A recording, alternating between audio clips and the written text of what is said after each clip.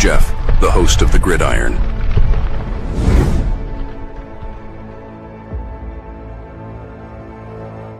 All right. Welcome to the Gridiron, baby. If you can give this video a thumbs up or maybe share this video, that would be absolutely freaking phenomenal. If you subscribe to my channel, thank you. If not, please go down below, hit the subscribe button, hit that bell icon. That way next time I go live or if I put a video out, you'll be notified. And it's free of charge. It's totally free of charge. What do you got to lose? But if you are subscribed to my channel, thank you. If you want to help support my channel out, very top link in the description box takes you to my membership page. I got 3 different membership levels. Each one has their own little perks to them. So once again, if you want to help support my channel out, it would mean so much to me. And I thank you in advance. Once again, thank you. And then finally, just underneath that, there's another link takes you to my Facebook group. It's called the New York Giants, the Gridiron. It's my Facebook group. We have over 10,700 members in the group, and it is doing simply marvelous, might I add. Basically, if I'm alive and breathing, and if I got internet access, I am putting stuff in this group darn near 365. It's called the New York Giants, the Gridiron. It's my Facebook group.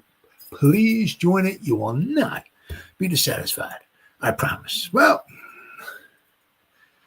it's like what do you got? I guess General Hospital. Young and the Restless, Days of Our Lives, as the New York Football Giants turn. Every day it's another little part of the soap opera here. And so it was kind of inevitable. Of course, at the end of the season, there will be more changes being made. I can't humanly possibly imagine how Bowen could be, keep his job. The secondary is just underperforming as well. I don't know how anybody in the secondary coaches are going to keep their jobs either, but that's, I guess, apparently something we're going to do at the end of the season. The one thing, that makes a lot of sense what they're doing now is elevating Kafka. Is regardless, the Giants are going to have to do a head coaching search. It's like, just say we got 7 games left. Now, of course, next week's home against the Packers. The Packers are going to be pissed off because they just lost to the Eagles. The Packers only put up 7 points, so the Packers are going to be pissed. They need a win because they're trying. Let me see here. NFL standings, because all of a sudden, let's go 2025 NFL standings.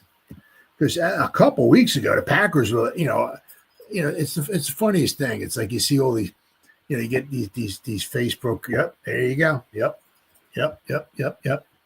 You get these Facebook groups, and somehow I started seeing a bunch of for NFC North in Facebook group, and all they do is pick on each other. It's like a bunch of romper room kids just getting, like 5-year-old kids just picking on each other and everything. And of course, all the Packer fans were, we're 5-1-1. We're like number 1 seed with this and with that, and blah blah blah blah blah.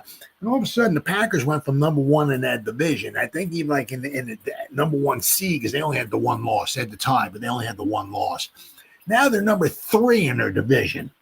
Okay, now obviously maybe a good chance. Well, let's see, what do we got here as far as playoffs, right? Because nobody in the NFC East is coming out except for the Eagles. Eagles won a division. They're lock, stock, and barrel. The only thing you don't know with the Eagles is that will they be the number 1 overall seed? But the Eagles won the NFC East, right? They're now 7-2. They locked it up. Bam! They got the win. They're once again the back-to-back. The Eagles broke the streak. Eagles officially broke the streak. They are the first NFC East team in about 800 years to win the division back-to-back. So congratulations to the Eagles. The only thing I said, will the Eagles be the number 1 overall seed?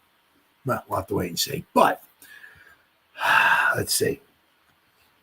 the Buccaneers, the Panthers are 5-5, but the Buccaneers are 6-3. Then there's three teams in the NFC West. So the Packers, they went for like the number one seed. Now they're the third team in their freaking division at 5-3-1. The Lions and the Bears are both 6-3.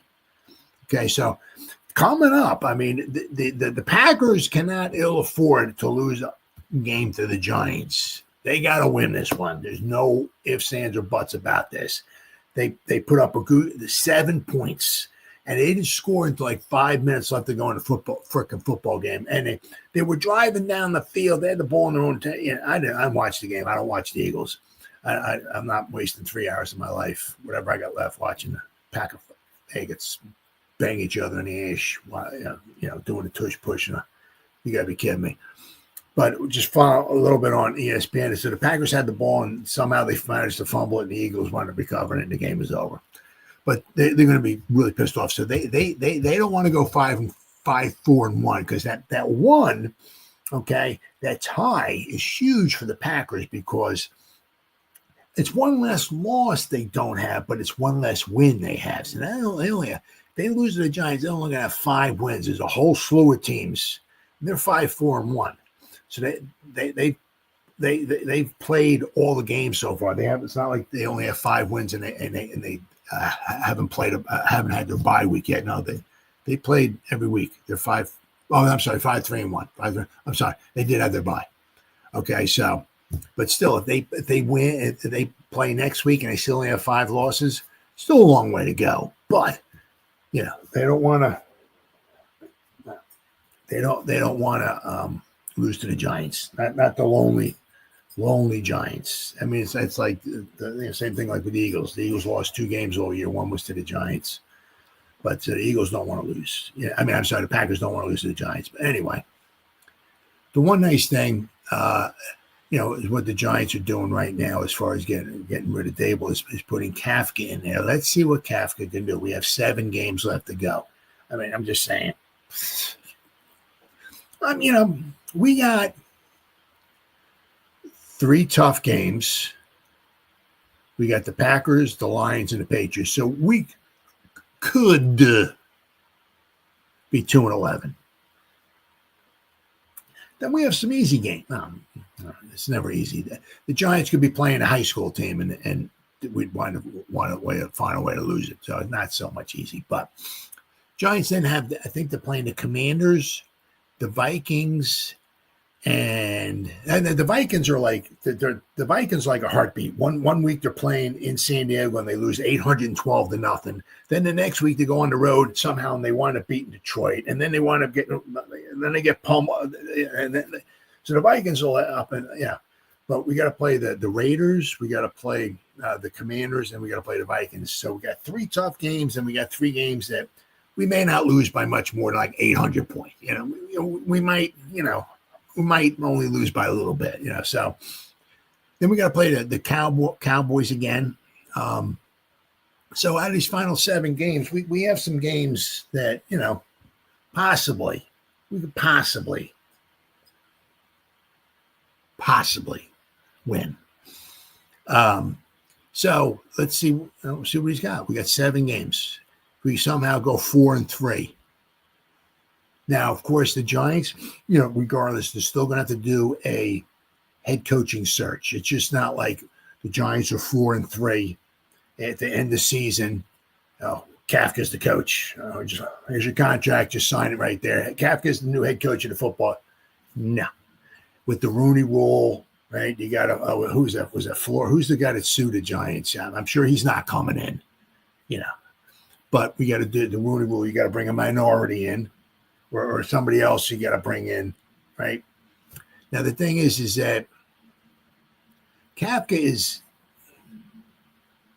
one of his parents, I think, is Puerto Rican. So I'm not sure, what that factors in with the Rooney. I don't know exactly, but the Giants do have to do some type of a coaching search.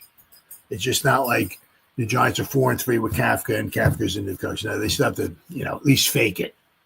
And as far as with the Rooney Rule, if they bring in a minority, they better, if they don't plan on faking it, if they don't plan on hiring the minority, they better really fake it really good, because last time they had the coaching search, I don't know. Belichick just, I have no idea. Somebody should just kind of club the dude in the head with a baseball bat. But apparently, whatever, he texted Flores something or whatever, and I guess he's told him that he got the job or he didn't get the job, whatever it was. But then, of course, Flores winds up suing the Giants and all that stuff. The Giants don't plan on hiring the minority, whoever they bring in. They better really fake it really well, because I'm sure they don't want to go through another lawsuit once again, or at least don't tell Bill Belichick about it. All right.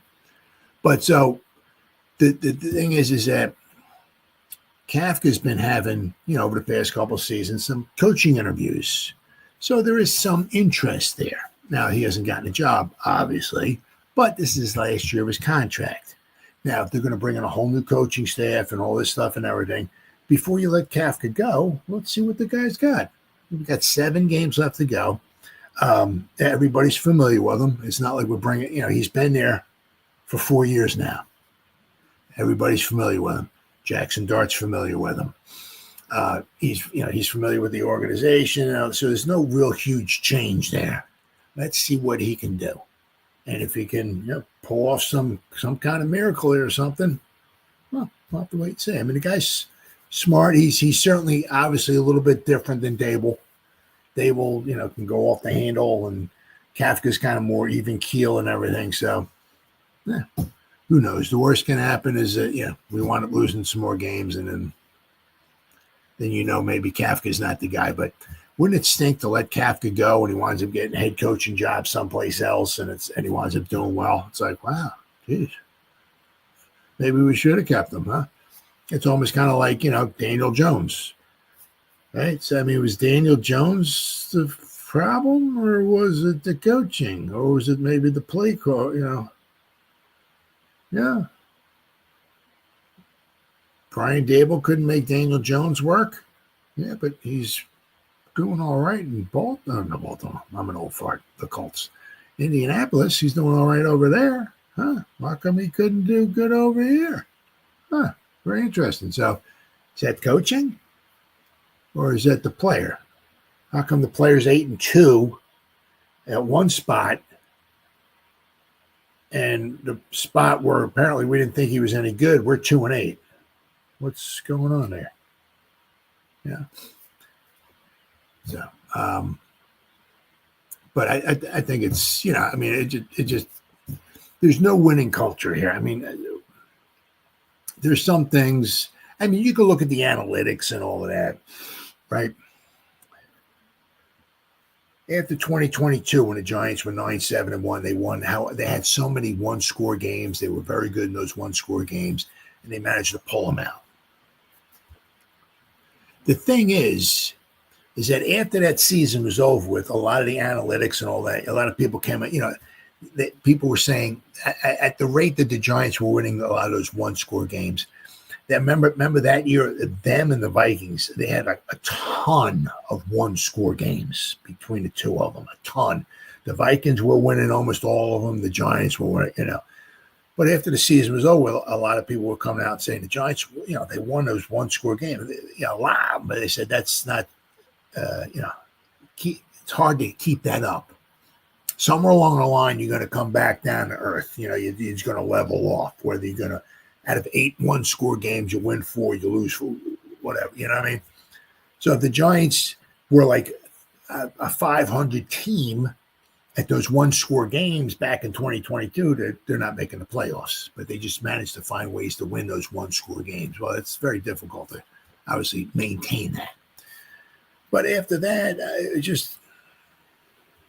they won 6 games. I mean, a lot of it had to do with injuries. I mean, it's, some of it's got to do, right?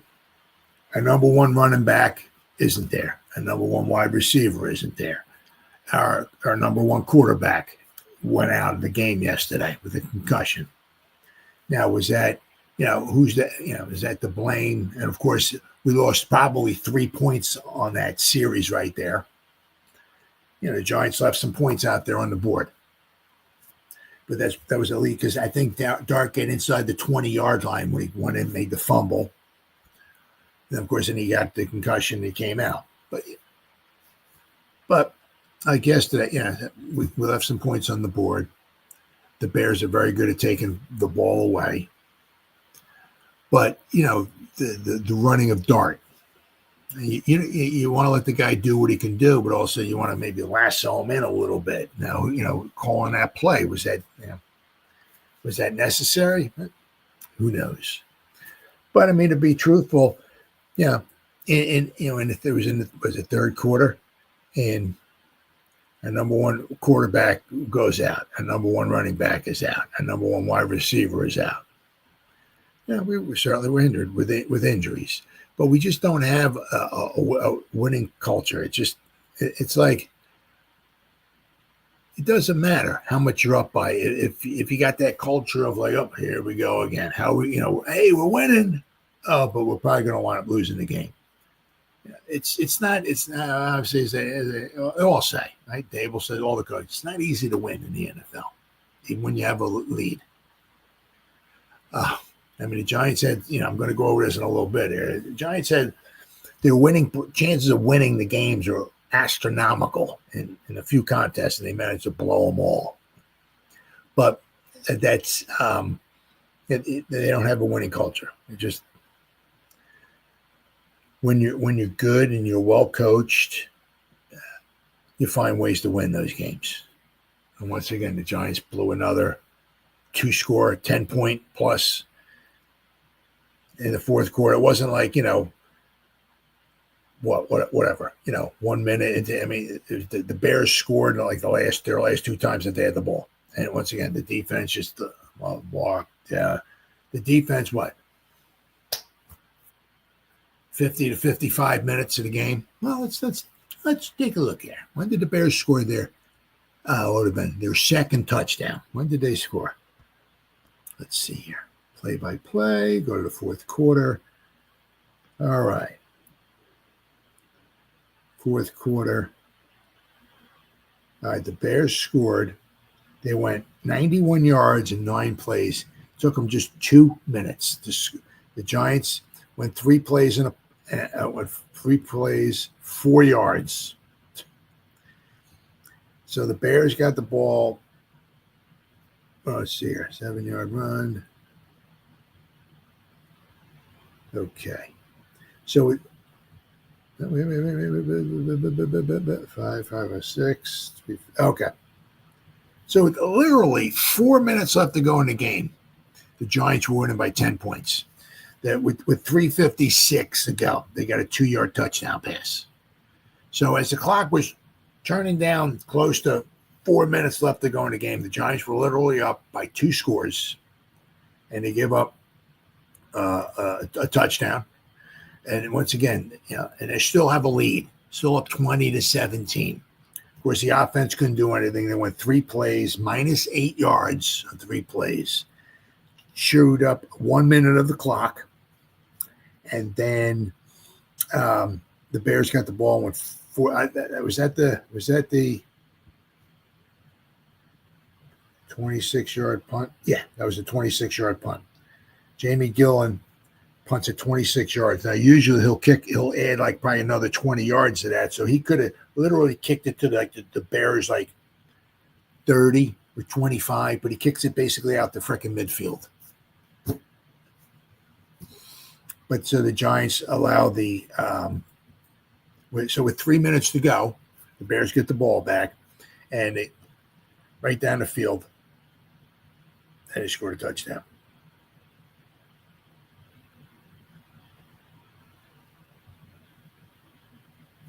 Let's see.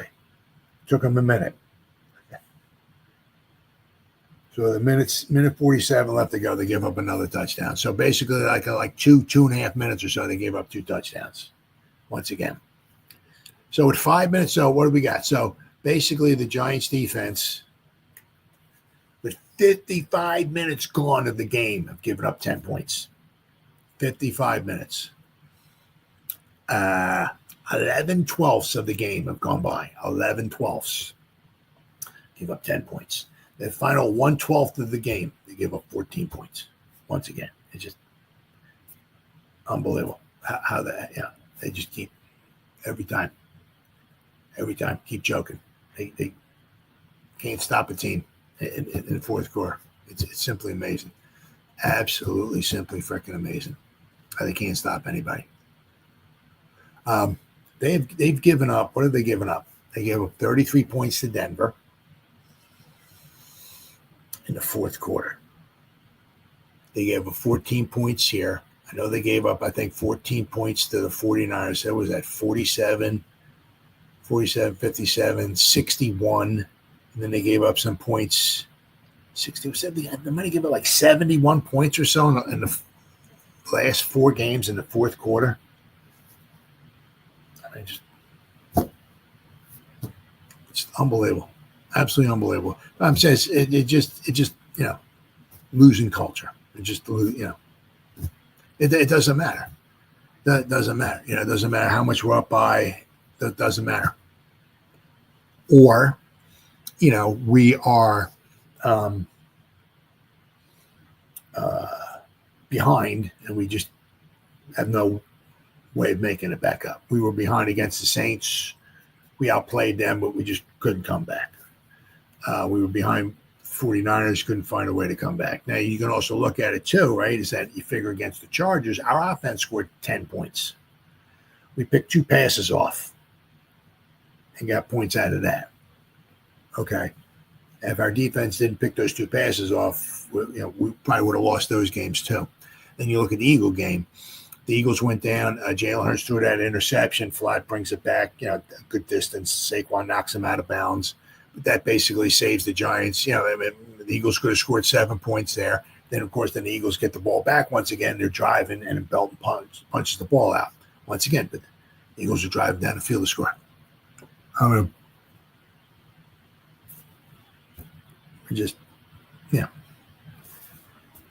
forgot what are we? So in the last 3 years, won 6 and we won 3. So we got 11 wins in the last 2.5 years. 2.5 years. Right. So we're 11. So we're 6 and 11 and 14 is 25 and 33. So we're 11 and 33. So basically we have a 250 winning percentage. So basically out of every 4 games, we win 1. We're 1 and 3 out of every 4 games. Play 12 games, we're 3 and 9. It just averages out, right? 11 and 33 we are in the last 3. Yeah, I mean, the one thing is it has shown, and it's not going to change. If things go wrong, we have no answer for it. No answer. Good coaching, you got answers. Whether it's whatever the guys you put on the field, the plays you call, but whatever, the mentality of the players, whatever. Good coaching finds ways to win. Not every game, but if you're winning, 26-6 to the Broncos, or 26-6, 28-6, 26-6, 26-6, and with whatever 7-8, they find ways to win those games. It's we're beating the Cowboys 14 seconds to go, 37-34, and we wind up losing it. With 5 minutes to go in this game, we're up 20-10. We have no answers, and sure with Bowen, it's just a matter of time before he's bye. So he's good as gone. That was one of the things, obviously, that Mara said last year. He said my patience is starting to run out, and this, that, and the other thing. But he said one thing I'm really sick and tired of seeing other teams just walk up and down the field on us. And even when they're not so much walking up and down the field on us, there are times of the game where you need a stand, and the Bears really weren't walking up. The Bears, scoring some points. That was what gave up. I'm sorry, they're scoring like 26 points a game, I think it was, coming into this game. And I said 55 minutes in, we've only gave up 10 points. But the problem is that they're walking. The other teams are just walking up and down the field against our defense in the last quarter when we're trying to protect the lead. We just can't stop anybody. Can't stop anybody. It's unbelievable. Absolutely unbelievable. Doesn't matter who it is. We can't stop them. They just walk up and down the field. I mean, 5 minutes to go in the game, the Bears got to score. Well, I mean, they could have kicked a touchdown and a field goal, maybe put us into an overtime or something like that. But 5 minutes to go, we can't stop them from scoring 2 touchdowns. Nope, couldn't stop them. So it's just a matter. At the end of the season, I'm sure Bowen's gone. Now this, as I said, it's a shame. You feel bad for the guy, but I think the guy had a 4-year contract or whatever it was. It's like I believe it's all guaranteed money. So now the guy's got what, half the season off. That feels bad. You got to know that coming in though too. There's a chance I might get fired. Yeah, so you got to know that coming in. So now the guy's got a few months off. He can relax, chill, whatever, count his money because he's getting paid. So, and then he's going to land on his feet someplace. Everybody does. McAdoo did. Shermer did. Joe Judge did. Brian Daboll, well, look what he did with Josh Allen. Hey, he might want to find a job back with the Bills. Who knows? I mean, they're struggling a little bit. They just lost to the Dolphins, which is good because now the Dolphins have 2 wins or 3 wins. So that's good. You want a crappy team like that because now the Giants, their draft pick is still, right? But Daboll might find his way back in Buffalo. That's a possibility. He'll find a job someplace. I mean, he worked with New England. He worked with Saban in Alabama. He worked with Josh Allen in Buffalo. Look what he did with Jaxson Dart. He'll land on his feet someplace. He's not going to make the head coach money, but he'll find a job someplace. So, right. But the one thing that was, weren't sure of, it does seem like, quite possibly going to find or keep Shane as a GM, at least for now anyway, because in his report I was reading, he's going to be leading the search for the new head coach. Now, of course, Shane's had his swings and he's had his misses. His first time GM, one of the problems that he had, especially with that first draft, we had a lot of picks.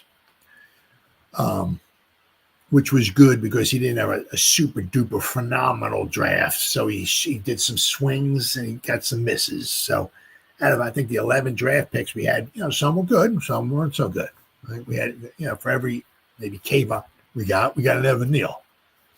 But there are a lot of guys whose contracts are coming due.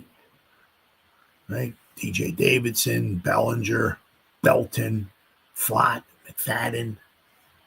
So a lot of those guys are still on the team that, their contracts, hopefully we can bring some of those guys back, if not all of them, because if not, we need some good depth. That's but, one of the things is it's like, you got to look at the team. It's like, has Shane supplied Daboll and their coaches with enough talent?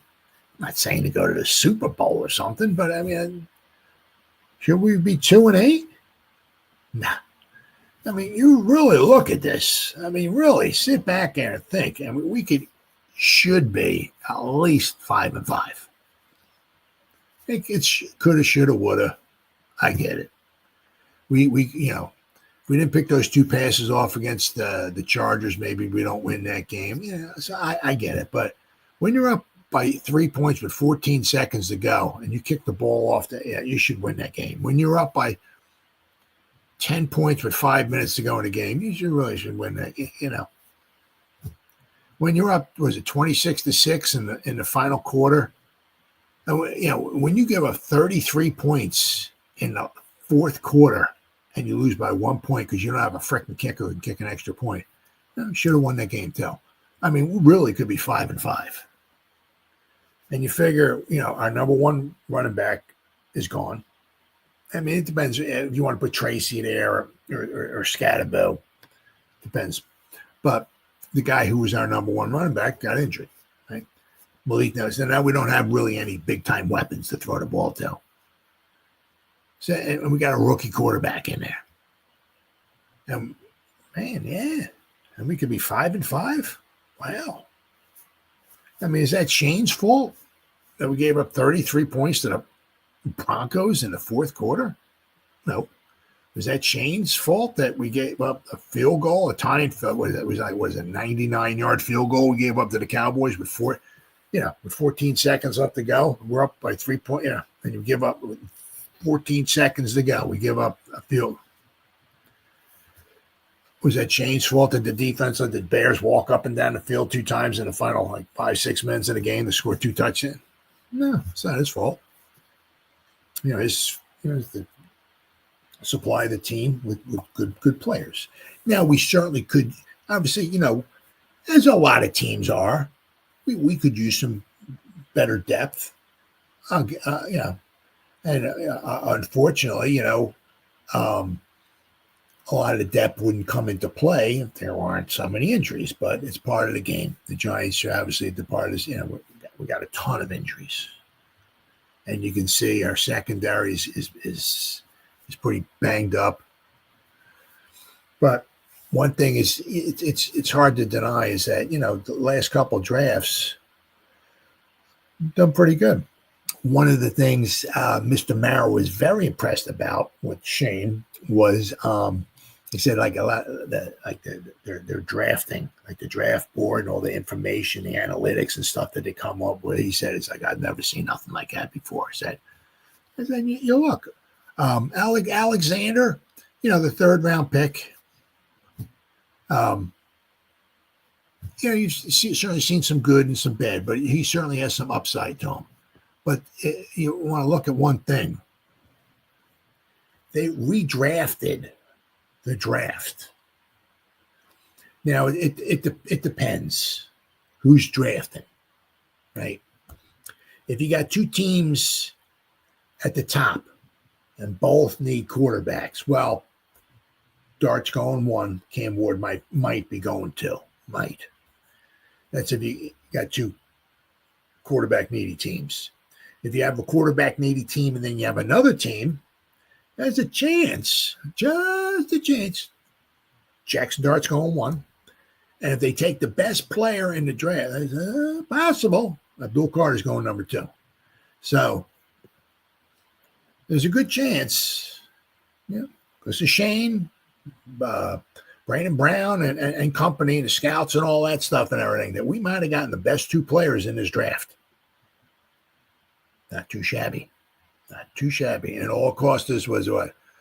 Our pick number 3, and then it cost a couple picks a few picks that jump up to grab Dart. But it costs you just a few picks to get your quarterback in the future. Sign me up. So we might have gotten the best 2 players in the draft. Then you throw Scatabo in there. We might have got maybe the 2nd best running back in the whole draft, 3rd best running back in the whole draft. I don't, it depends on where you want to put Genty at, whatever, but so we got ourselves a pretty damn good running back. I mean, he's like the lifeline, the fire plug of the team. I mean, of course, then you look Marcus Bowe. Hopefully if we keep developing them, right? Hopefully they'll just keep getting better and better. So, we had a pretty good draft. Didn't have too bad of a draft last year either. So the drafts haven't been bad. We need another good draft this year, too.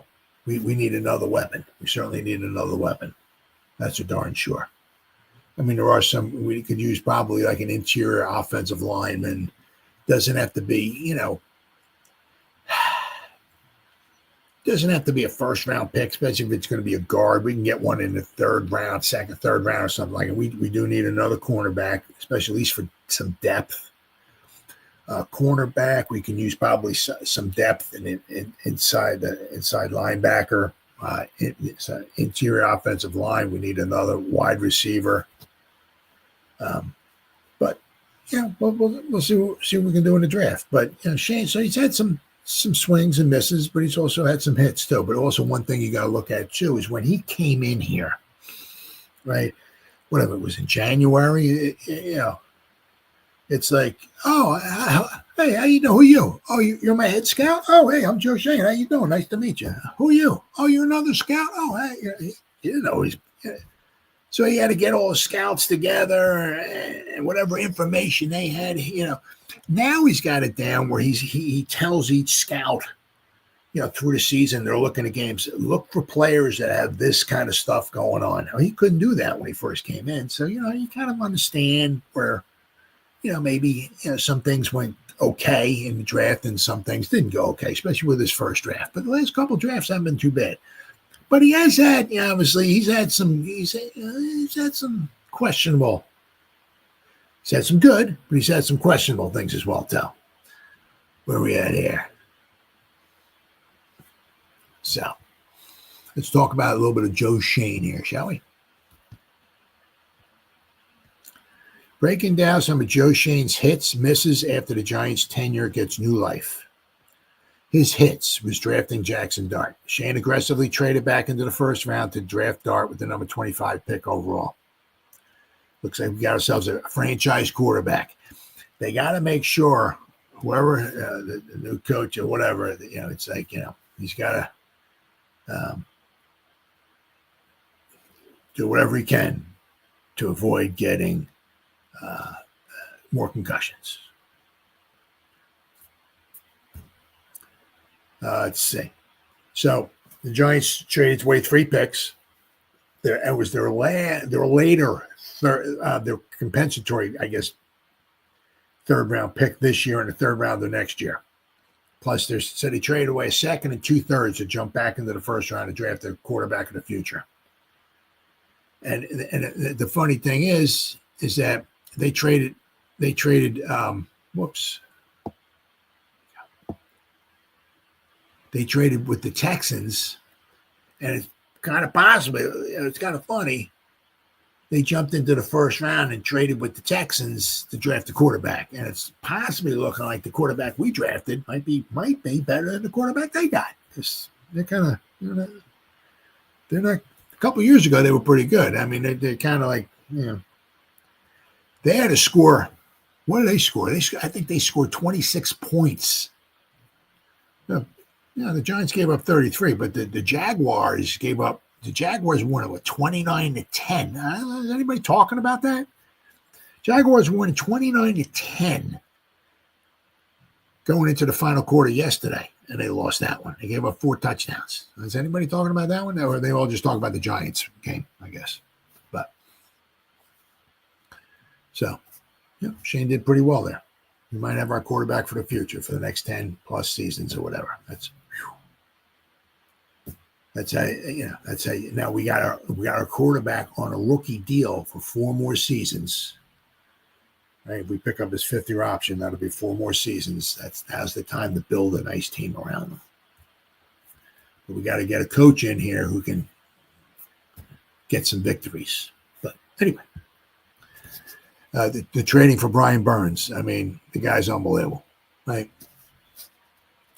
2024 offseason, Shane sent a 2nd round and a 5th rounder and swapped a pick with the 5th rounder for the Panthers, I guess, with Burns to set the entire last year of it. Set to enter the last year of his contract. I'm sorry. Immediately after the trade, the Giants gave Burns a 5-year, $150 million extension. Or it was 146, I think it was, or something like that. Now, if that didn't pan out, boy, I'll tell you what, people would have been all over Shane. But let me tell you what, Burns been worth all of that. He's on the he should have had the Bears. Got a picture. Caleb Williams avoids a sack by Brian Burns during the 2nd half. Burns had both his hands on him. Should have pulled him frick down, but missed it. They drafted Malik Neighbors. Signed Jermaine Illuminor. Been as solid as a rock. Now we're gonna have to be interested to see do we wind up bringing him back or not. talking about we drafted Abdul Carter, drafted Cam Scatterbill. Yeah, obviously Malik Neighbors. Yeah, so, he's had some hits, but his misses, Evan Neal. Big one. That was his first draft. But as of right now, it's a big swing and a miss. Pick number 7 in the draft. Wow. Through 10 games this year, Neal's been a healthy scratch 9 times and did not play a single snap. The one game he did suit up. So they traded up to get Deontay Banks. They traded up to get Jalen Hyatt. Now, of course, these were all a couple of years ago. The last 2 drafts, but the Daniel Jones contract. But, I mean, to be also, once again, people are yelling at, what are you paying Daniel Jones for? What's wrong with you? Blah, blah, blah, blah. What are you, stupid, Shane? Well, he's doing all right with the Colts. Is that Shane's fault that Daniel Jones ain't playing well? Or not, Maybe Shane's, maybe a little bit. We don't have the unbelievable offensive line the Colts do. Maybe Shane's not supplying, but Shane's not calling the plays. Shane's not doing it, So, I mean, we gave Daniel Jones a pretty good contract. Of course, when he was with the Giants, it really looked horrible. Of course, that all reflects on Shane. We let Saquon go, and we signed Daniel Jones. Guy stinks. Well, he's doing all right with the Colts last time I checked. They are 8-2, aren't they? I think, right? So maybe Daniel Jones isn't that bad of a quarterback. Huh. Hey, Fenji, man. What's going on, brother? The Saquon Barkley debacle. Yeah, that's if anything. Now, to be fair with Saquon, and Saquon, he's not the same. He's not. I think he ran the ball 18 times tonight for 54 yards. So whatever's wrong with him, I mean, he ran what did he have? 5 carries for 74,000 yards against the Giants 2 weeks ago. Well, you take that game away, right? He's not doing so well. I think he had 18 carries for 54 yards tonight. 3 yards a carry. Not very impressive. Not very impressive at all. So, but they let Saquon go. Now, Saquon was never going to get 2,000 yards with the Giants rushing. No, we don't have the same offensive line that the Eagles do. The only thing that just got me a little bit, is that it wasn't like he wanted $25 million and we offered him 14 or whatever. It wasn't like there was a $10 million discrepancy. Now, to Shane's credit, he had a number. Somewhere along the line, they offered him, I think, $14 million. And I guess maybe the guaranteed money wasn't adequate enough for Saquon. As I said, the thing was, if you offer him 14 for 3 years, I guess the guaranteed money was maybe 25 or something. Saquon probably wanted a little bit more.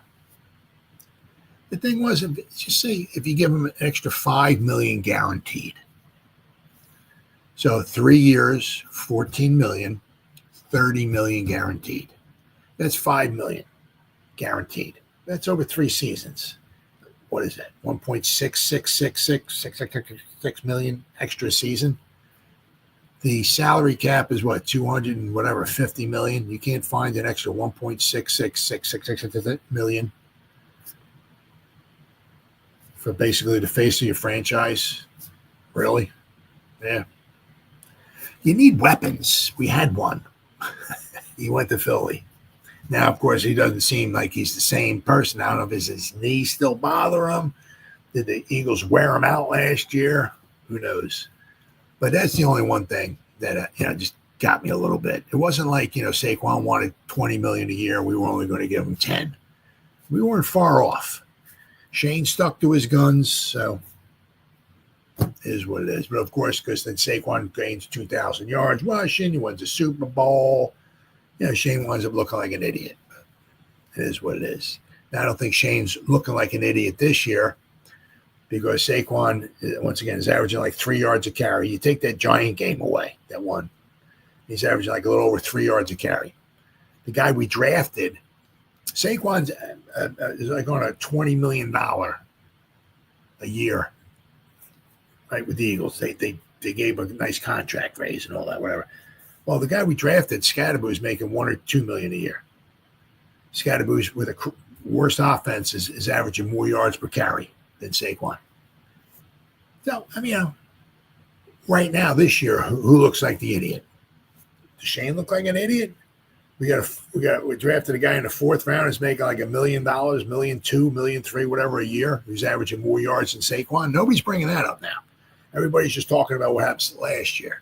But now Saquon's averaging 3 yards a carry. The guy we drafted in the 4th round, who's making like 1/20th of what Saquon's making, is averaging 4 yards a carry. Of course, his season's over with, but nobody's talking about that. Everybody's just the negative stuff. But that again, that's the people from New York, right? Tyrone Tracy, we drafted him. He's averaging more yards per carry than Saquon. Between Tracy and Scadaboo, between the two, they might be making $2-3 million a year.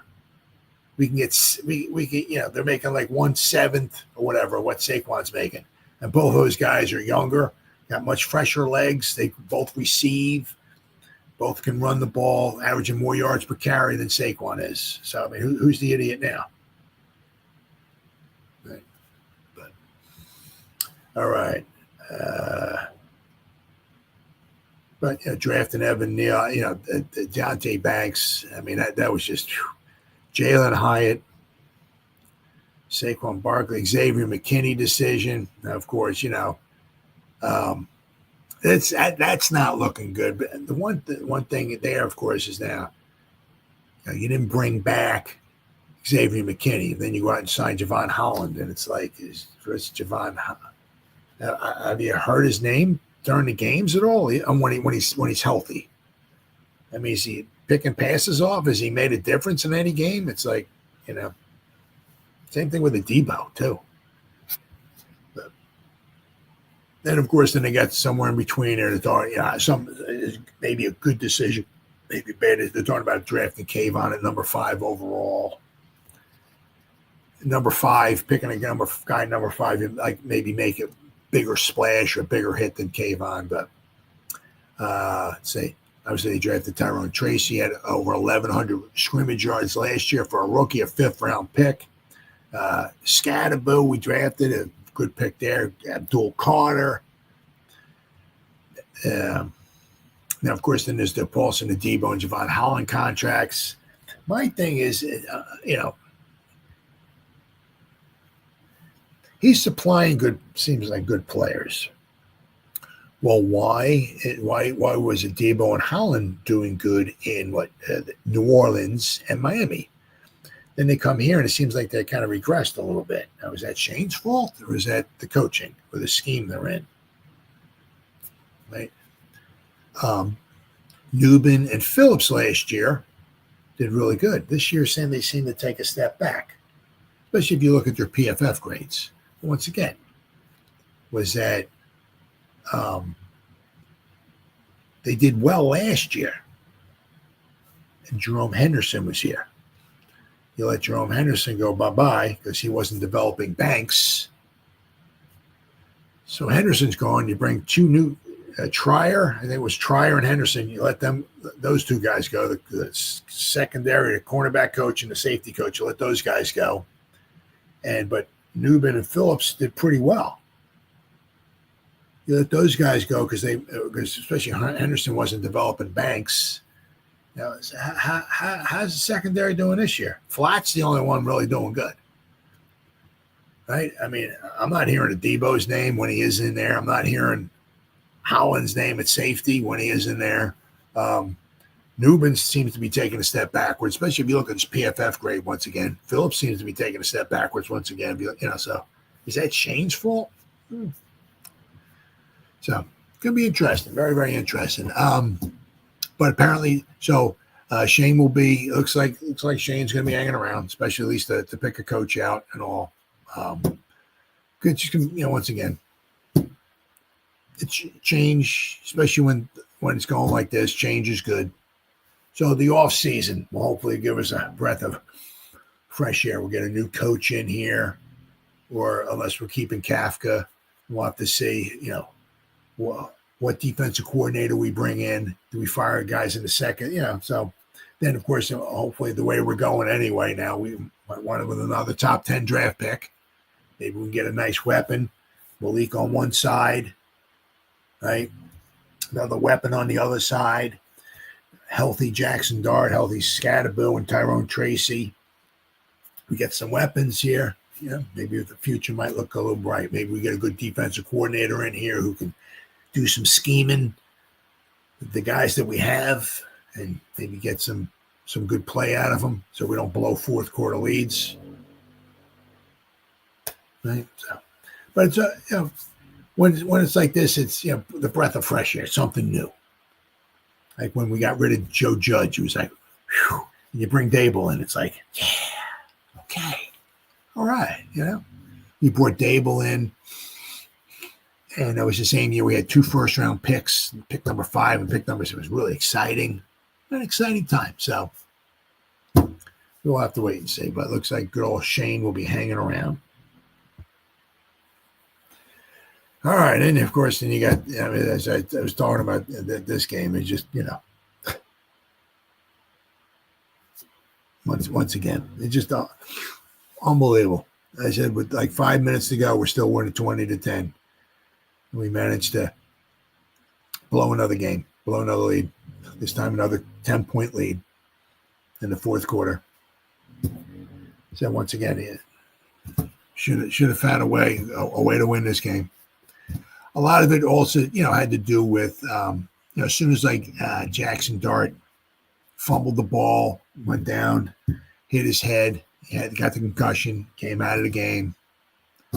Things just really was not the same. Wilson did lead. It was that field goal drive. Now that was that's one of those things right there.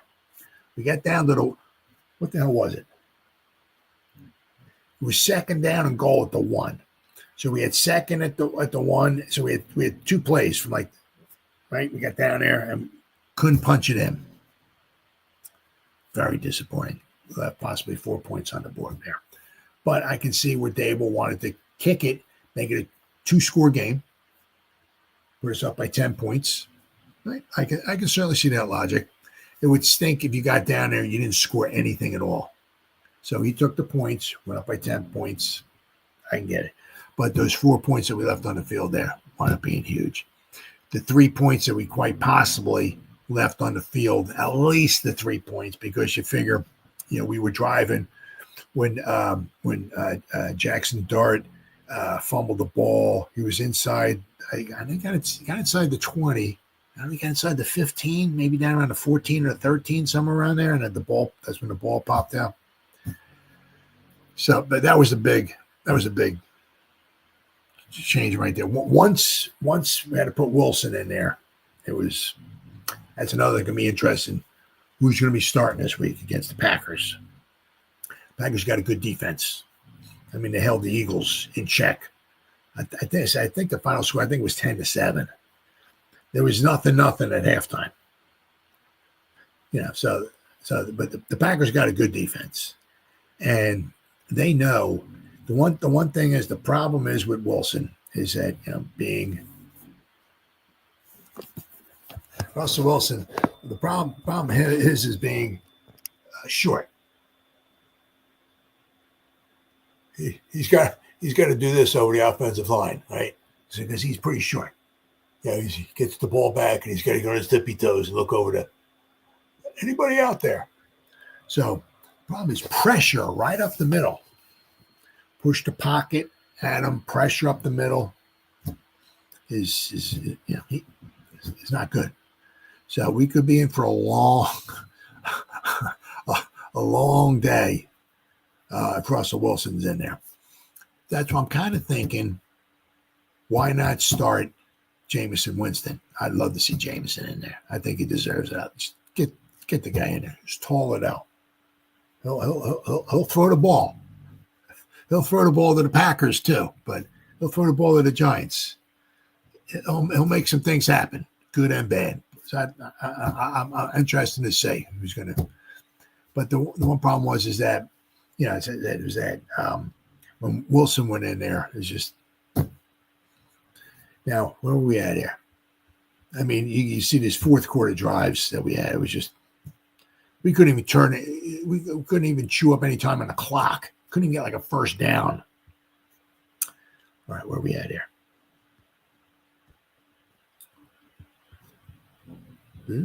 Okay, in the fourth quarter here. All right, let's see now. Touchdown.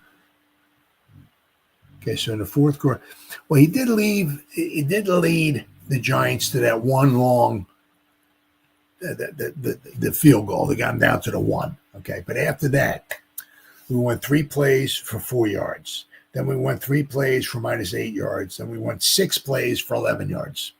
So after that field goal, which extended the lead to 20-10. Now you figure. The Bears scored with just under 2 minutes to go in the game. We went 3 plays for 4 yards and 3 plays for -8 yards. We couldn't even get a first down. Had we been able to get a first down and maybe keep the clock running, we could have almost ran the clock out on them. If we could have gotten a couple first downs. The one thing, the one time we went 3 plays, 8 yards. The Bears kicked the ball off to us. It was 3 minutes and 56 seconds left to go in the game. Had we been able to get a couple, like 2 first downs, we could have possibly ran the clock out. But we had a sack. We got a 5-yard run, then we got a sack, and then a punt. Then, of course, the punt only went 26 yards, which didn't help either.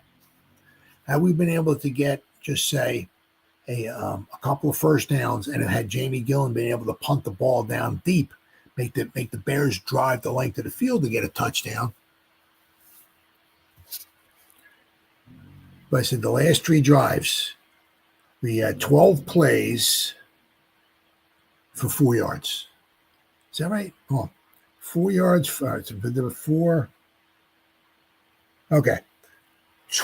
12 plays for 15 yards. We had 3 drives after that field goal.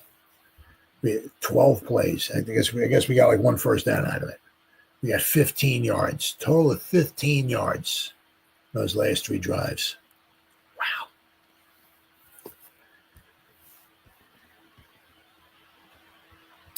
The one thing I did like is that, which also goes to show you,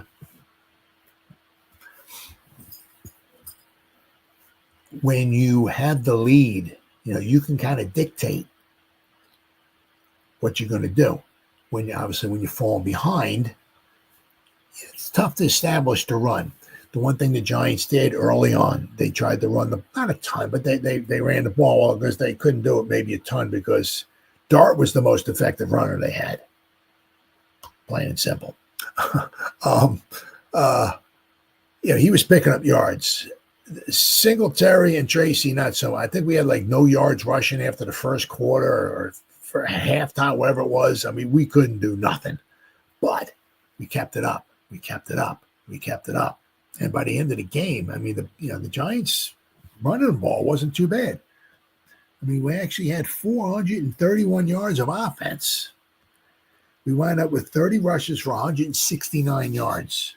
Now, of course, see, Tracy led with 71. Now, had Dart not got a concussion, he might have led the team at rushing because I think he was up to like 60 yards or so, whatever it was. But Tracy, had like no yards running early on, but he kept running and running and running. And we were able to, get the running game going. So we wound up with 169 yards rushing. The Bears had 171. Once again, we gave up 6.1 yards per carry. It's just absolutely atrocious. Absolutely atrocious. Oh, here we go. Here's the Dart play. Gets down. Yeah. Oh, no, that's a touchdown. I'm sorry. That's one of the touchdowns he ran in. So once again, he had another 2 touchdowns there rushing yesterday. They were showing a highlight. I thought it might have been the one where he fumbled the ball. Now this might be the fumble. Here's the fumble right here. Dart gets down. What? He gets inside it gets down around like the 18-yard line. The ball pops out. So we were inside the 20, and he fumbled the ball. So that was like 3 points right there we gave up by that turnover. Turnovers were huge. Of course, the Bears got 1. Now they're a plus 14 on the season. They've taken the ball away 20 times, and they've only given the ball up 6 times. The Giants couldn't get a sack, couldn't get a turnover. A sack probably at any key point in time could have been huge. A turnover would have been huge. Couldn't get a sack, couldn't get a turnover. Another one of the reasons why the Giants lost, amongst many. But that one turnover. Once again, every time the Giants have lost the turnover battle, they've lost the game. Plain and simple. Lose the turnover battle, they lose the game. Let's say. Let's go to the Giants here. And we'll go over this. No, it's not 2-5 New York Giants. Now it's not a huge. A lot of these games, it's like maybe the turnover was like maybe we were like -1 or so, but we lost the game. So let's go here. All right, now. Okay, the first week against I hate when these pop-up ads pop in there. It's just freaking annoying. Against the Commanders, we didn't get a turnover. We didn't get one. That was nothing. Cowboys game was 1-1. Okay, so even right against the Chiefs, we had 2 turnovers. We didn't get a turnover. We lost the game. We had 2 turnovers we got 2 turnovers against the Chargers. We didn't give up any. We won the game. Then we had 5 turnovers to the Saints. Saints didn't give up the ball at all. We still should have won that game, but we gave up 5 turnovers and we lost that game. The next week, the Eagles had 2 turnovers. We didn't give up any. What happened? We won the game. Against the Broncos, we turned the ball over 1 time. That was a huge one. Huge. We had 1. The Broncos didn't have any. What happened? We lost the game.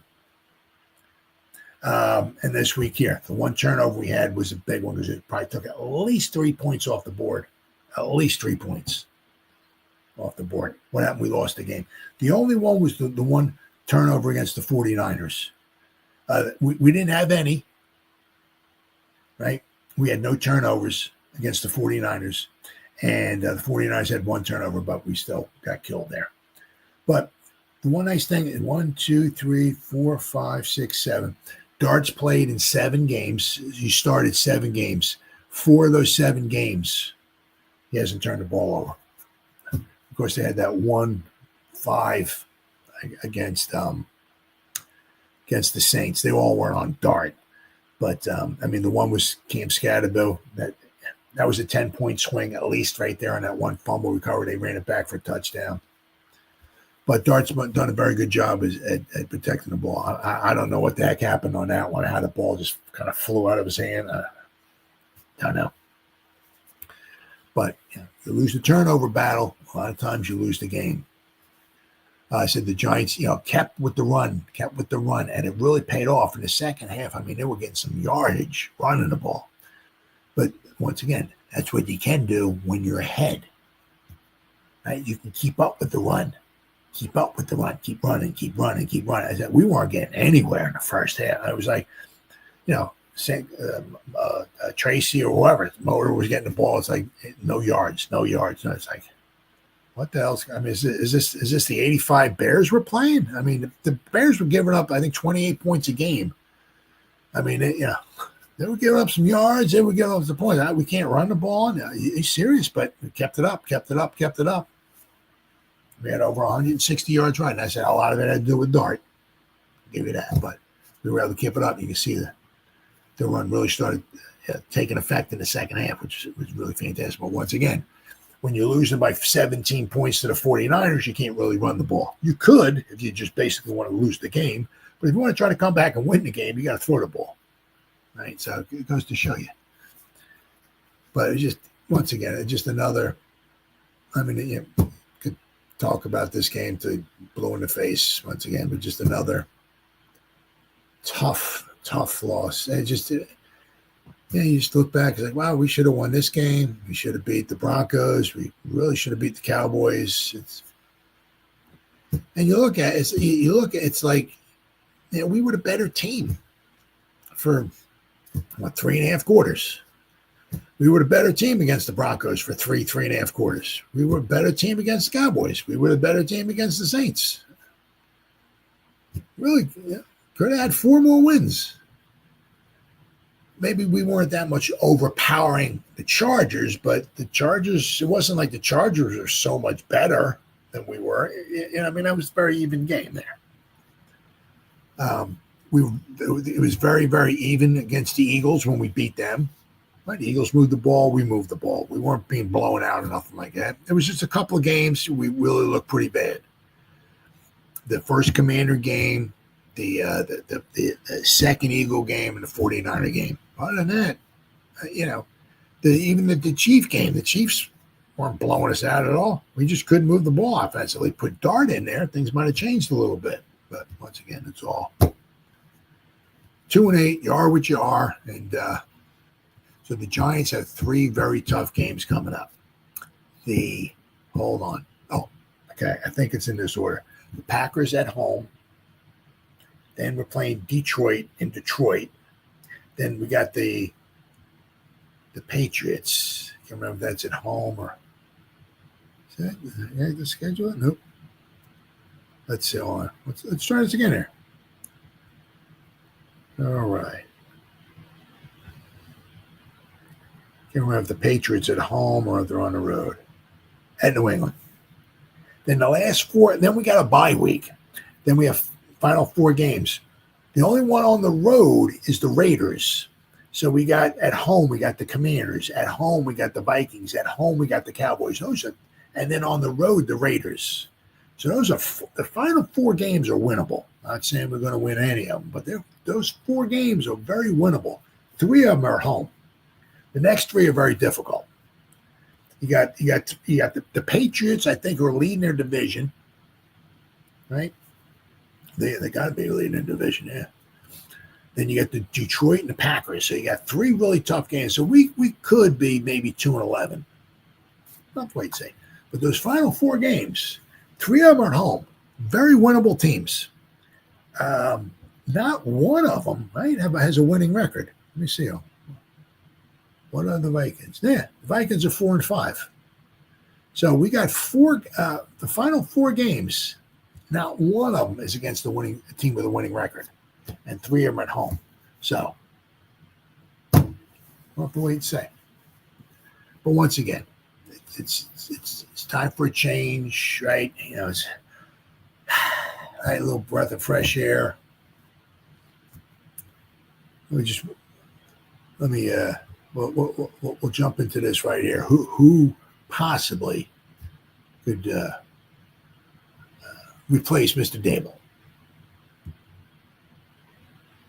10 possible head coaches for the New York Football Giants. Now, of course, we got one of them right here, Mr. Kiffin, right?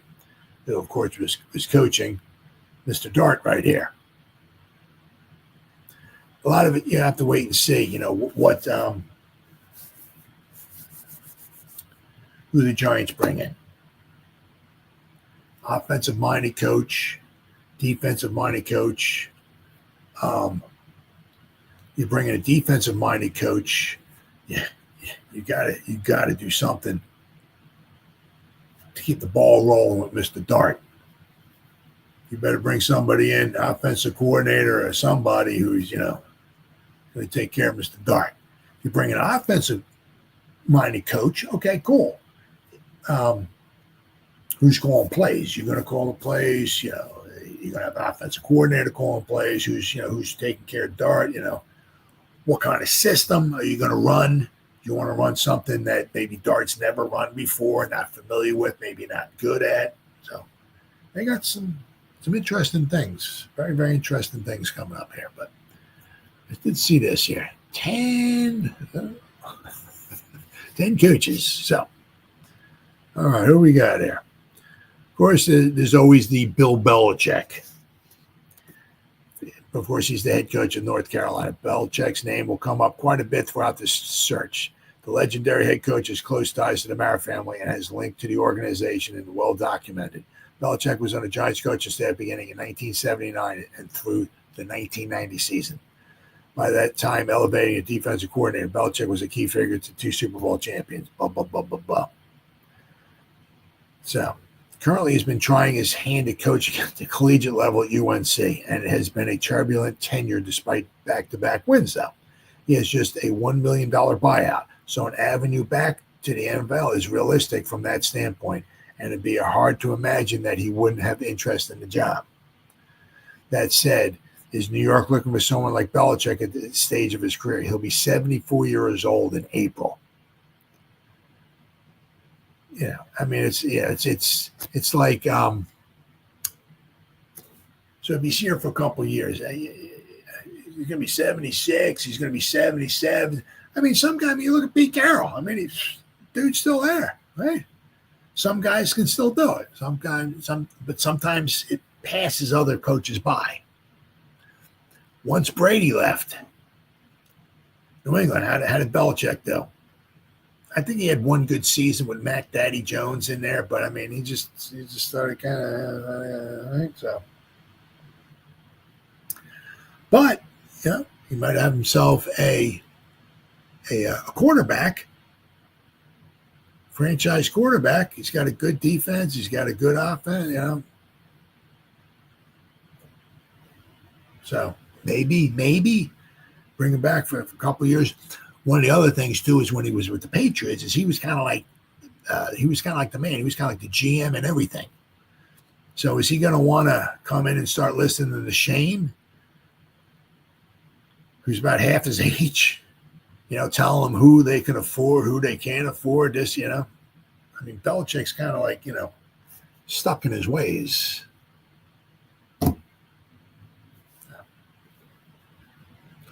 The next one, they got this on this list here, and I can't possibly see why. They got Steve Spagnuolo. I can't. The 2 times he was a coach, he was an interim coach for the Giants, and he was a coach for the Rams. It did not work out well. He's a very good defensive coordinator, very good defensive mind. Now, if we got him here as a defensive coordinator, now we're talking. I mean, with the guys that we got, I think we're talking. Oh, heck yeah, baby. But as a head coach, I wouldn't. Absolutely not. He's not a good head coach. Jeff Hafley, defensive coordinator for the Packers. Hafley has spent the last 2 seasons as a defense coordinator with the Packers under Matt LaFleur. While he doesn't have prior NFL head coaching experience, the Montville native was the head coach at Boston College from 2020 through the 2023 season. With that in mind, he wouldn't be coming into this role entirely green. The 46-year-old has Green Bay as a top 5 defense in fewest yards in 2024 and 6th in the league in points allowed. Entering Week 10, the Packers defense is once again a top 10 in the league in both categories. And once again, they gave up 10 points to the Eagles. The Eagles didn't even get 300 yards of offense. And you figure the Eagles didn't even get 300 yards of offense. Saquon averaged 3 yards a carry. They didn't get 300 yards of offense. And not only so much that, this is Jeff Hafley, his defensive coordinator for the Packers. But not only that, the Packers offense did absolutely freaking nothing. It's theory relatively. Everything's all relative. If your offense is on the field, meaning the Packers marching up and down the field, which they should be, your defense is on the sideline drinking Kool-Aid, not giving up any points, not giving up any yards. Well, the Packers offense, first 3 quarters, 3.5 quarters, did absolutely freaking nothing. Nothing. Didn't even have a freaking point. First, 55 minutes of the game, 54, didn't even have a freaking point. So for the Packers defense to hold the Eagles to under 300 yards of offense and 10 total points, that's pretty impressive. Pretty impressive. But once again, just another disappointment for the Packers. Chance at home to beat a top, and then couldn't do it. Choked. Absolutely choked. Now, the Eagles did have a bye week, so they were refreshed, but still the Packers had a chance at Lambeau to beat a top-notch team and choked. Absolutely choked. So they'll be a little pissed off when they play the Giants next week. That's going to be a big game, obviously, for everybody. But huge, the Packers don't want to lose again. They were 5-1-1. Now they might be 5. If they lose to the Giants, they'll be 5-4-1. I don't want to do that. So listen to Jeff Hafley, maybe. Right? Joe Brady, offensive coordinator of the Bills. Brady's been a hot head coaching candidate for the last couple of years. While he comes from the offensive side, which could be attractive for a team with a young quarterback, might be a hard pill to swallow for the Giants, particularly after just firing Daboll. That's true. Are they really going to hire another former offensive coordinator from the Bills? That would be a laughing joke. That would be a running joke forever if the Giants want to bring Joe Brady in here, another offensive coordinator for the Bills. He's only 36-year-old, and he could be a youthful injection that an organization needs, but it may be not realistic despite helping coach up Josh Allen to an MVP level in 2024. Well, I mean, they're not doing that phenomenal this year. They only scored 16 points against the Dolphins this past week. I think it was 16. So, Lincoln Riley, head coach of USC. This one is a bit of a wild card, but why not get a little crazy? This is the type of job that coaches from all across the nation are going to be paying attention to and may be willing to push their chips into the middle for. Riley hasn't been shy of making big career moves in the past, leaving Oklahoma after the 2021 season for USC. He currently has the Trojans in the mix for a spot in the college football playoff, which has only grown his stock. But Riley has recently stated he's where I need to be. Still, if New York shows interest, it'll be silly for Riley not to hear them out, especially because we have a quarterback. Right? Robert Saleh. Now, the thing is that, Saleh, once again, we'll have to wait and see. Right? But they got rid of Saleh. They brought in somebody else. Well, how are they doing? Not any better than what Saleh was doing. Right? But the one thing I would like was Saleh defensive minded coach. We're gonna have to bring somebody in offensive, I don't know if they'll keep. I don't know, whatever. But they bring Saleh in defense. He could be, big presence on the defense. He might be able to get this defense turned around. Bob Bowen, in come Mr. Saleh. So, we'll have to wait and see. Saleh is known to Giant fans for his lackluster tenure with the Giants, but the current Niners DC will likely be a hot candidate once again. His biggest demise in New York was the Jets' failure to land a quarterback. And they're still trying to land a quarterback, which wouldn't be a problem here with Dart. Speaking of Dart, Saleh recently just gushed over the Giants rookie leading up to the Week 9 matchup, calling him uber talented, as ESPN's Jordan Renan noted.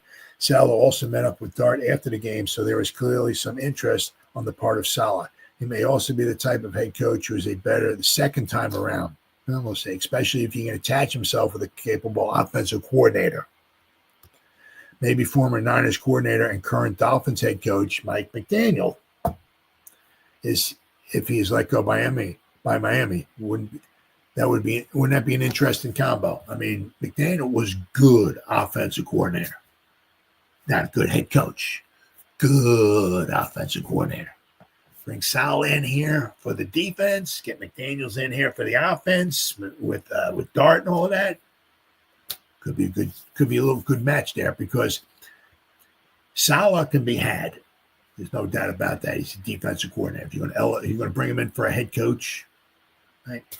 McDaniel, I'd be shocked if he's there at the end of the season. So we'll have to wait and see. Jesse Minter, defensive coordinator of the Chargers. His name's been floating around there quite a bit. Minter may not be a household name, but he's going to be one of the more sought-after candidates of the next few hiring cycles. Minter comes from the Jim Harbaugh coaching tree, working under him at the University of Michigan as his defensive coordinator before following him to the NFL and serving in the same role with the Chargers. The 42-year-old has coached top 10 defenses throughout his first 2 years in the NFL. Last season, the Chargers was number 1 in the NFL in points allowed. Through week 10 of this season, the club is number 7 in points allowed and number 4 in total yards allowed. He'd do wonders with Burns, Carter, and Lawrence, thus making life much easier for Dart in the offense.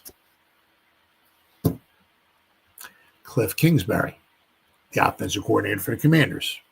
Giants have seen firsthand what Kingsbury can do with a mobile quarterback, helping Jaden Daniels burst onto the scene as a rookie and catapult Washington to the NFC Championship game last season. The 2025 campaign has been more trying for the Commanders, largely due to losing Daniels and Terry McLaurin, both dealing with injuries.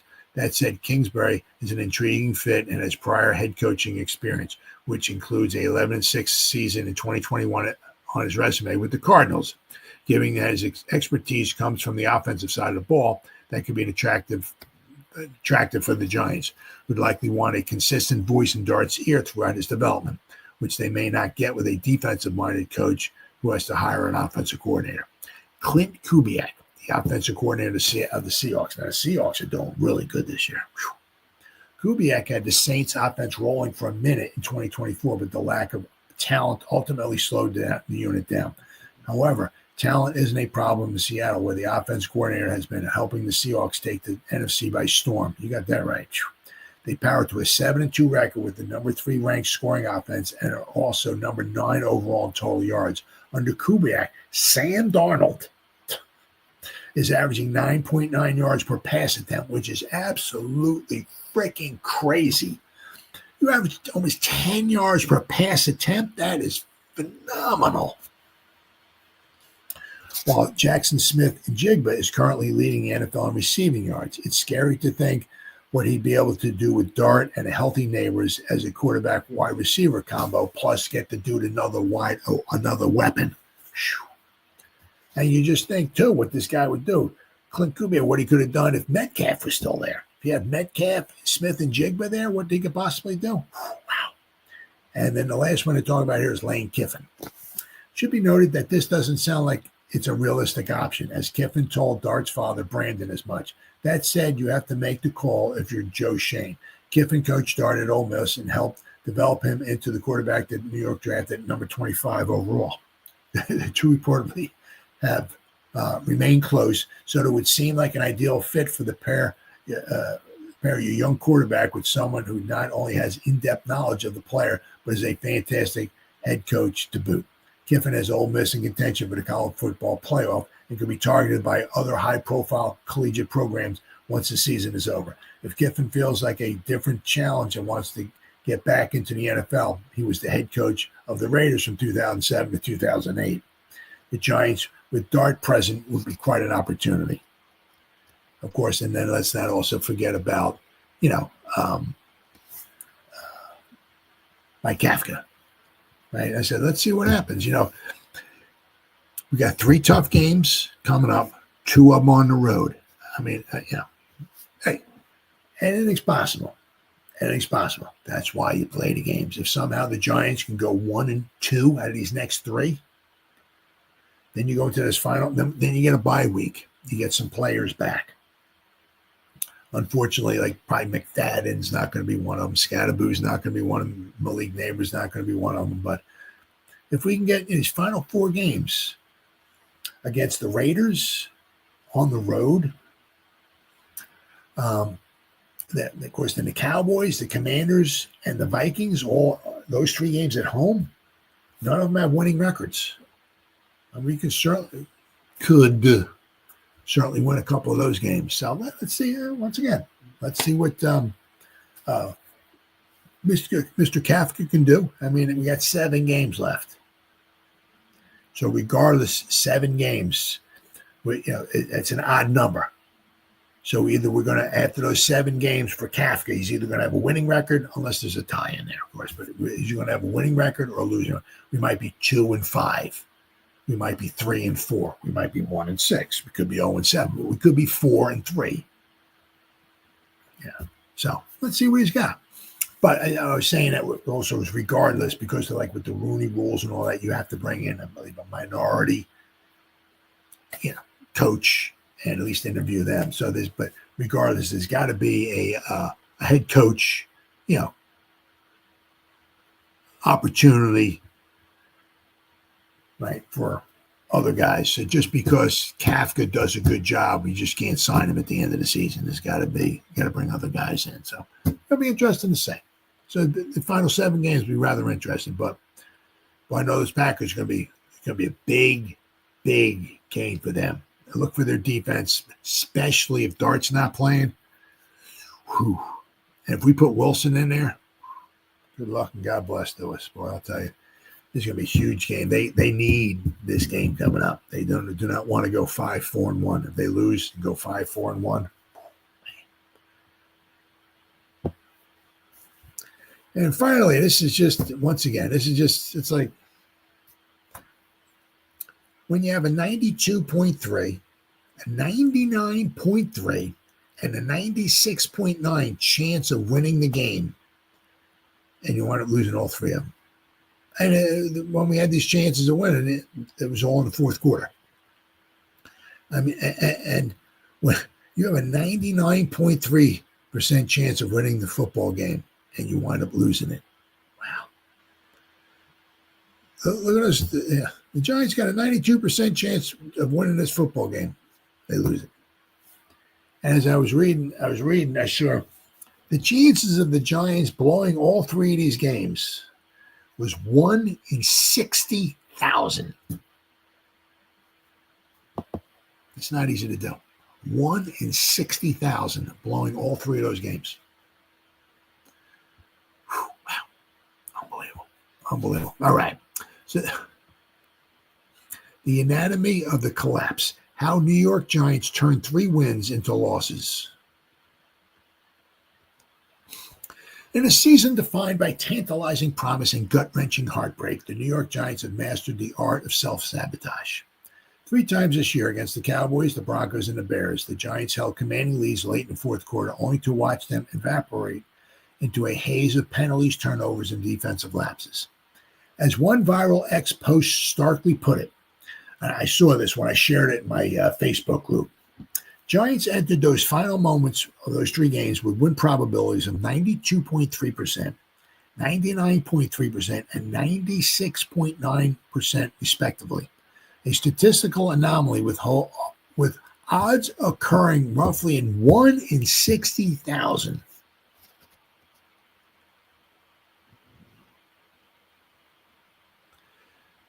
Against the Cowboys, Broncos, and Bears, the Giants had the 92, 99, and 96 chance of winning late in the fourth quarter. Brian Daboll lost all of them. The odds of that happening is 1 in 60,000. Head coach Brian Daboll, whose sideline intensity often masks deeper strategic flaws, bears much of the blame for these meltdowns. But the rot runs deeper. A roster plagued by lacking depth, undisciplined play, with a lot of the penalties, blown assignments, and questionable calls on both sides of the ball. And also some questionable calls by the referees, too. They're tough losses. They really are. We put so much into it. The coaches put so much into it. The players. It's painful when you have these endings. Daboll said after Sunday's loss to the Bears. These are isolated flubs. They're symptoms of a systematic unraveling. Penalties have ballooned into franchise worst territory. Missed tackles have gifted explosive plays, and poor play calling have squandered red zone opportunities. Even a glancing loss to the Saints in Week 5 echoed the pattern with 5 straight offensive turnovers, erasing an early 14-3 lead. As the Giants limp toward the final stretch of the lost season, dissecting these collapses reveals a team at war with itself. Yeah, the game against the Cowboys.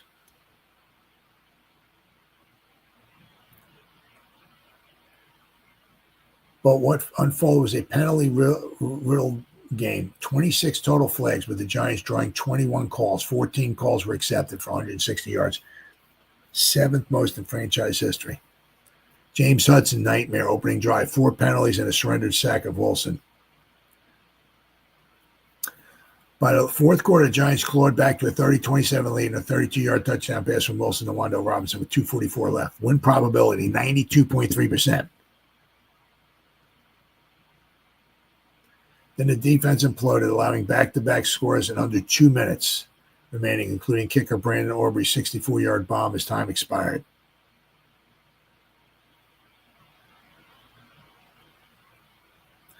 And the historic Broncos rally exposes fragility. Giants had, Giants dominated the Bronco, leading 19-0 into the fourth quarter and ballooning to a 26-8 lead with 10:14 left, courtesy of Jaxson Dart's 41-yard touchdown pass to Theo Johnson. Win probability, 99.3%. Denver's 33-point fourth quarter explosion, the second most in NFL history, tied the Lions' infamous 2007 outburst and marked the first 18-plus point comeback victory in regulation since 1970.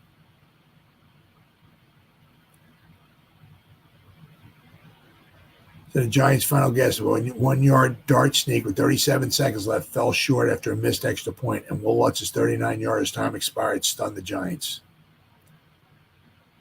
Then, of course, the Week 10 game here against the Bears. Let's see. The Giants extended their lead to 20-10 on Young Hoku's chip shot field goal with 10:19 left in the fourth. Win probability, 96.9%.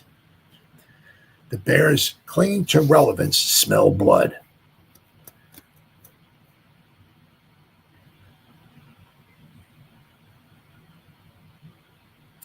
Cornerback Deonte Banks drew 2 penalties on the next series, illegal contact for 5 yards and pass interference for 19 yards, fueling an 80-yard Bears march that ended in a short field goal.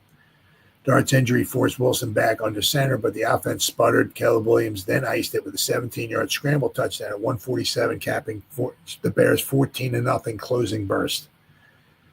Penalties, once again. Giants had 10 accepted penalties for 69 yards, but 10.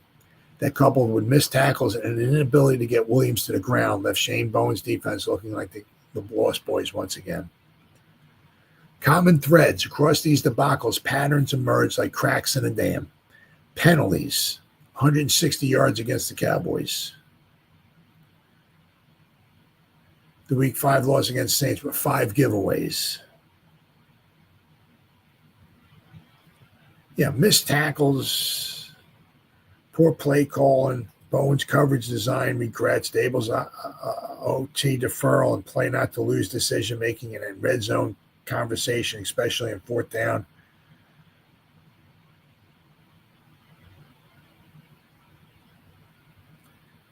Just, yeah, absolutely unbelievable. I mean, it's hard to fathom that. It really is. I mean, you have those win probability. And as I said, the Saints didn't beat us. We beat ourselves, plain and simple. You know, it was 26-14. We won 14-3, and we couldn't score another point. We kept marching down the field, and every time we kept marching down the field, we turned the ball 5 straight times. Just turned the ball over. And I said that one with Cam Scatterbill. That's why every play matters. That was at least a 10-point swing right there, because we were going in. Quite possibly would have kicked the field goal if the Saints had stopped us. But what Cam would fumbled it, and the guy picked it up, I think, at the 14 or 16. It was like 84-yard or 86-yard, ran it back the way for a touchdown. So it was like at least a 10-point swing right there at one point. Said the Saints weren't better than us that day. We were better than the Bears. We were better than the Broncos. We were better than the Cowboys. We were better than the Saints.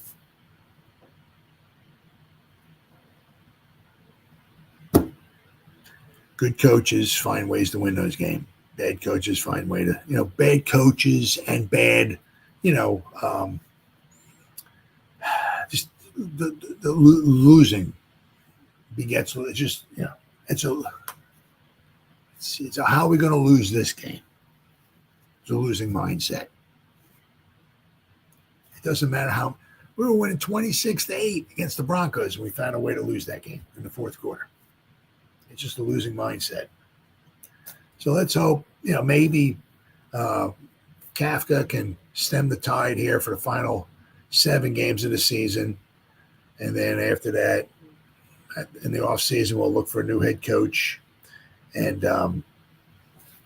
hopefully a new defensive coordinator. And we'll see where we wind up picking in the draft. But it's been a rough 10 weeks. As I said, the Packers, big game for them coming in. And once again, look for the cheeseheads to be out, because the Packer fans travel like crazy too. So if we had a lot of 49er fans, you can bet your own bottom dollar we're going to have a lot of Packer fans in there as well too. And if we don't have Dart, it'd be tough for him to get a concussion Sunday and be back next Sunday. That's very difficult. So there's a good chance Dart's not playing. So things can get really ugly really fast in this game. As I said, the Packers, very good defense. They'll be all over. If Wilson's in there, they'll be on him like white on rice. So the Packers don't want to lose this game. Giants don't want to lose it either, but that would be a big, big game for the Packers. So we'll have to wait and see. All right, guys, we're 1 hour and 35 minutes. Vinny G-Man, thanks again, brother. Good talking to you. So whoever spent any time listening to me live, thank you. If anybody's going to spend any time watching the replays, once again, thank you so much from the bottom of my heart. It means the world to me. As always, you guys stay safe out there and go Giants! Woo! Oh, yeah.